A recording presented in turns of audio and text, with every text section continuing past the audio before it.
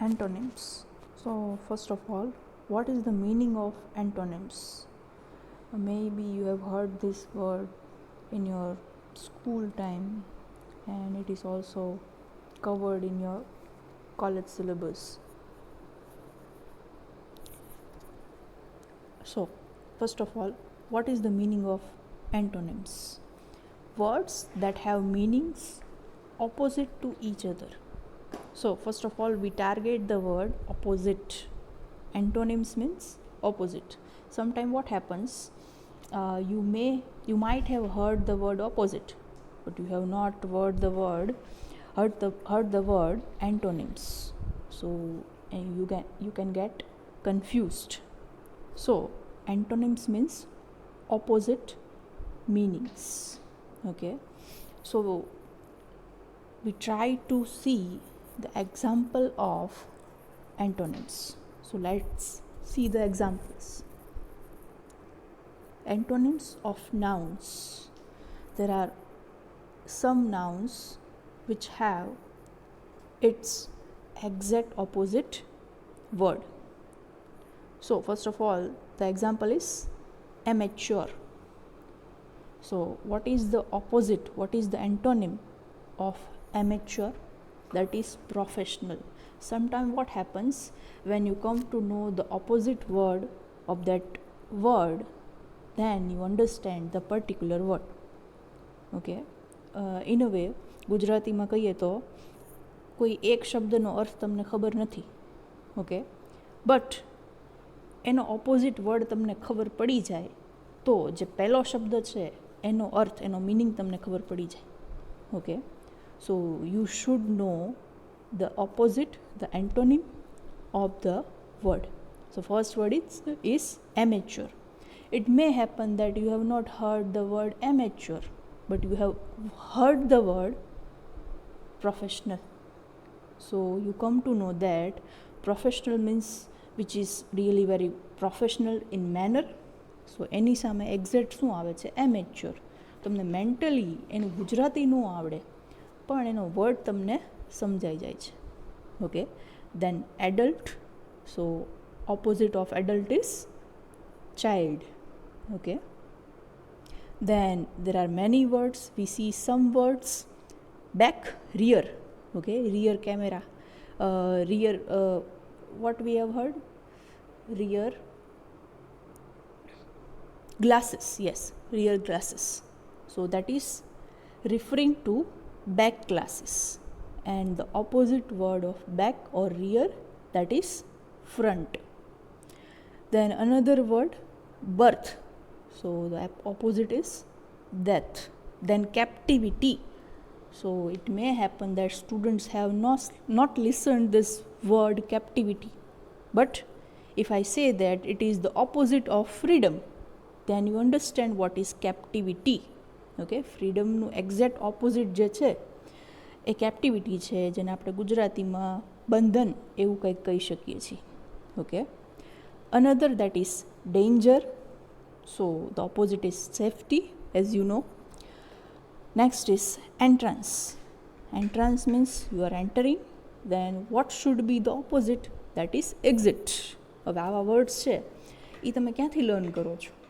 You are learning this all opposite words from the environment itself.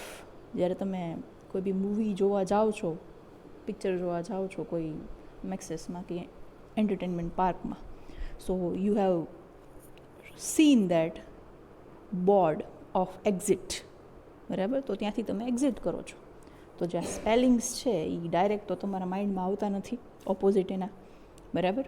But A atmosphere, એન્વાયરમેન્ટમાંથી આવે છે. If you are well red, okay, તમે જો બહુ વેલ red હો, થોડીક બુક્સ વાંચતા હો ઇંગ્લિશમાં, સ્ટોરી વાંચતા હો, તો તમને અમુક વર્ડ્સના ઓપોઝિટ આપોઆપ ખબર પડી જાય. પછી તમે એમ લર્ન કરવા ન બેઠો કે આ વર્ડનો ઓપોઝિટ આ છે, જે અત્યારે આપણે બેઠા છીએ લર્ન કરવા કે એમેચ્યોરનો ઓપોઝિટ પ્રોફેશનલ થાય. બટ પહેલેથી જ તે મને કોઈ બુકમાં એમેચ્યોર એવો વર્ડ આવી ગયેલો છે, then I know that what is the meaning of amateur. Okay, and what is the opposite concept of amateur word. Next is friend, the opposite is enemy. Then health, sickness. So these were the nouns, okay, antonyms of nouns. And the next is antonyms of adjectives, okay. Adjectives ના આપણે antonyms જોઈએ. So ancient, okay, you might have heard this word when you were reading your lesson in 11th or 12th or 10th. So what is the opposite of ancient? That is modern. Another, that is angry. So the opposite is pleased.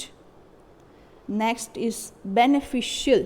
Okay, if we do an experiment that do you know the spelling, sorry, do you know the meaning of beneficial? Then you may say that I don't know what is beneficial, but I say it is an exact opposite to harmful. Then you come to know that what is beneficial. બરાબર, કોઈક વસ્તુનું આપણને ગુજરાતી ન આવડે પણ એનો તમે opposite word કહો કે આનો ઓપોઝિટ આ થાય, પણ ઓપોઝિટ જે વર્ડ છે એ આપણે પહેલાં સાંભળેલો છે, તો તમને પહેલો વર્ડ જે છે એ છે અહીં બેનિફિશિયલ, તો એનો મિનિંગ સમજાઈ જાય. Okay, another that is bright, dark, કામ, એક્સાઇટેડ, કોમન. ઓકે, આ વસ્તુ તો કોમન છે આપણે એમ કહીએ, પણ આપણે એને ભાર આપવો હોય ને એને એક્ઝેક્ટ ઓપોઝિટ કેવું હોય ત્યારે so we say that it is rare. Okay, આ વસ્તુ રેર છે, સામાન્ય નથી તો રેર છે. ઓકે, બંને ઓપોઝિટ છે. Another that is cool, warm. Okay, then deep, shallow. હવે જો એક્ઝામ્પલ આપણે આપીએ કે આ જે વસ્તુ છે એ બહુ ડીપમાં જાણવાની જરૂર છે.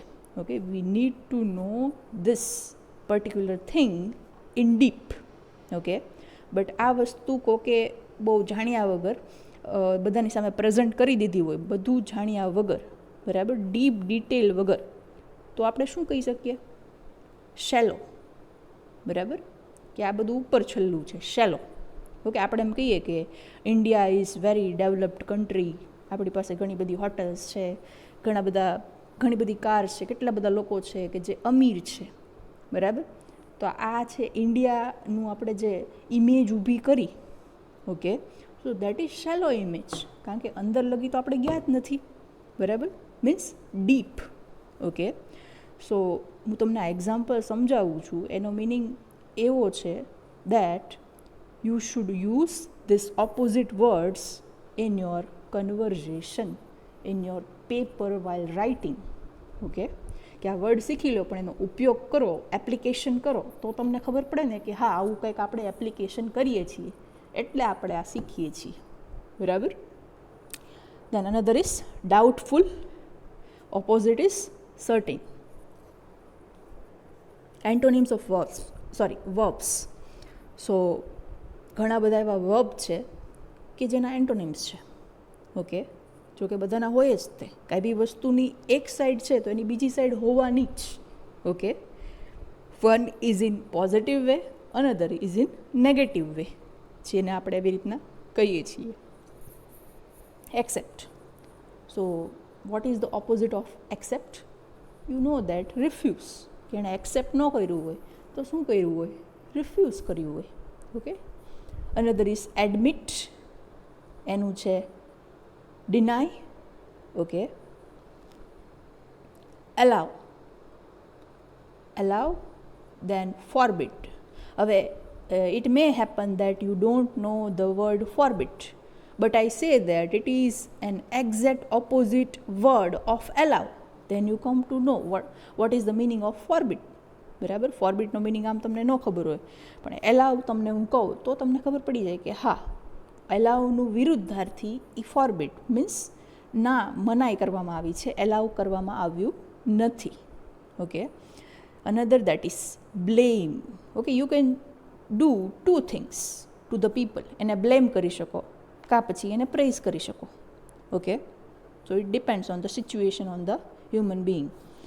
Another that is build. So build, and the exact opposite word is destroy. Okay. Capture. Capture means something we are capturing photos. Okay. Picks capture કરીએ છીએ. કેપ્ચર એટલે કાંઈ બી વસ્તુ પકડવી એમ બી કહી શકો છો. તેનું exact opposite that is release. Okay, you are freeing somewhere, બરાબર, કોઈકને આપણે ફ્રી કરીએ છીએ, રિલીઝ કરીએ છીએ. Employ, dismiss, you have heard this word in many serials and movies. Empty, fill. Gain, loss. Float, sink. Okay, કાંઈ વસ્તુ ડૂબતું નથી અને એમને ઉપર રહે છે તો દેટ ઇઝ ફ્લોટિંગ. બટ એ વસ્તુ છે એ અંદર ડૂબી જાય છે તો sinking. Okay, so this were the example of verbs and its opposite, antonyms. Another, that is antonyms of adverbs. So here we find the word alone. So alone એનો એક્ઝેક્ટ ઓપોઝિટ વર્ડ છે that is together. જો તમે એકલા હો કાં પછી બધાની સાથે હો, બેમાંથી એક સર્કમસ્ટન્સીસમાં તમે હોવ છો. Another that is always, opposite is never. Clearly, vaguely, early, late, wholly, partly. બરાબર, એક્ઝામ્સ અમુક લોકોને કેટી આવતી હોય છે તો પછી ફરીથી એક્ઝામ એ લોકો આપતા હોય છે તો ત્યારે હોલ એવું લખેલું હોય છે કાં પછી પાર્ટ એવું લખેલું હોય છે. બરાબર, તો you can learn English from the environment, જે આપણે પહેલાં ડિસ્કસ કર્યું હતું. ઓફન, સેલ્ડમ. ઓકે, કે આપણે એમ કહીએ ને કે ભસતા કૂતરા ભાગ્યે જ કરડે, આવું આપણે કહીએ ગુજરાતીમાં. So what is the meaning of ભાગ્યે જ? ભાગ્યનો મિનિંગ શું થાય? ભાગ્યે જ કરડે એમ. Seldom. Okay, sometime. Everywhere, so nowhere. Well, badly. Fast and slow. So this were the adverbs and opposites. So here in this small lecture we tried to understand the opposite words. So we cannot cover all the words, but I am providing you the PDF of the lecture and material, so you can go through more words and opposites. Okay, so happy